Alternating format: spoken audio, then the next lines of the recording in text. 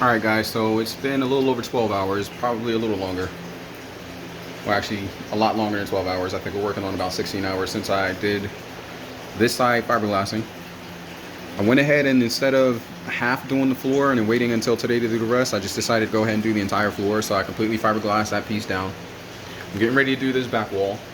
What I basically did, the fiberglass on top was hard. It was hard enough that I went ahead and sanded it with my little mouse sander to scratch it up to make sure that there's something for the resin to adhere to. What I'm about to do now is coat this wall in the resin, kind of like a primer. Then I'll start to put down my fiberglass cloth on top of it and then apply more resin to the top of it.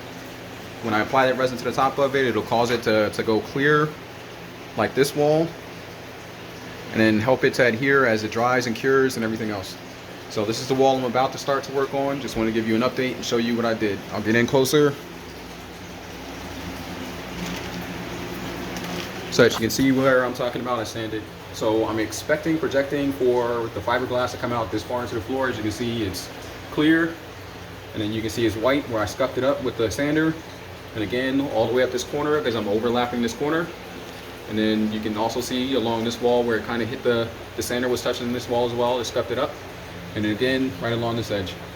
So that's everywhere that I've done something different.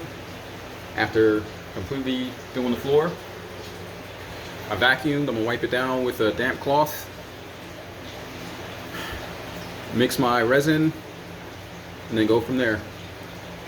For sealing this, I didn't really tell you guys what I'm doing. All right, so for sealing this tank, I am going with Pond Shield.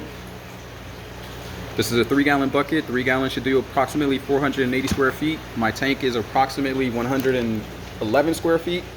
Multiply that by 3, that should give me 3 coats, potentially 4 coats. Well, really 4 coats that I can put on it. This is the epoxy that I'm using right now with my fiberglass sheeting. I'm only mixing it at about 8 ounces at a time, so roughly a cup at a time, and then that's been working pretty good for me. But that's part B. Part A, I'm mixing these guys together, then I'm applying them. When I need more, I add more, and I'm working across that way, small portions, small sections at a time, so I'm not making too much of a mess, or I'm not getting ahead of myself or doing too much.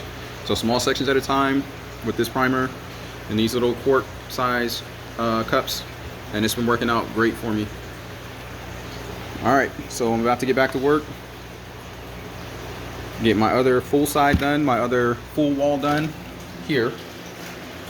And the way I've got the fiberglass cut, it'll do this entire wall, as well as, sorry about that, as well as this whole wall leading up to my window. And then what I'll do on the other side, or I'll do the floor next because I've got the fiberglass to do the floor. I got a whole sheet that I can do the floor with. I'll run the floor after that. And then once I finish with the floor and that's dry tomorrow or the next day, I got separate mats or separate cloth to do my smaller sections and my smaller portions, including around the window. All right, so that's it for now. I'll talk to you later.